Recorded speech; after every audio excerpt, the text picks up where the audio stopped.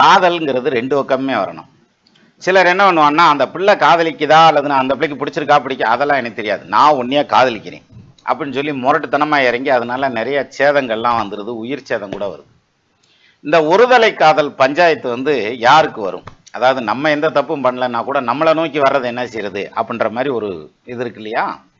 அப்ப யார் இதுல கவனமா இருக்கணும் அப்படின்னா, ஆணா இருந்தாலும் பொண்ணா இருந்தாலும் ராகு சுக்கிரன் சேர்ந்திருக்குன்னு வச்சுக்கோங்களேன் உங்க ஜாதகத்துல. அதுலயும் குறிப்பா 2ஆம் இடம், 3ஆம் இடம், 11ஆம் இடம், 7ஆம் இடம், இந்த ஸ்தானங்கள்ல ராகு சுக்கிரன் சேர்ந்திருந்தா நீங்க யாரையும் காதலிக்க வேண்டியதில்லை.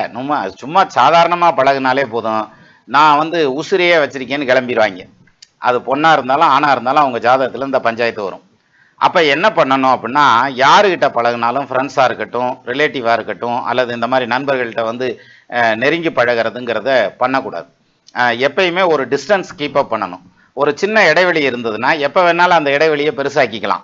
சிலர் என்ன பண்ணுவாங்க, ஃப்ரெண்ட்ஸ் தானேன்னு சொல்லி ரொம்ப நெருங்கி பழகையில் என்ன ஆகுன்னா அவங்க அதை காதலா எடுத்துக்கிட்டு பஞ்சாயத்தில் இருக்கிறதுக்கு வாய்ப்பு உண்டு.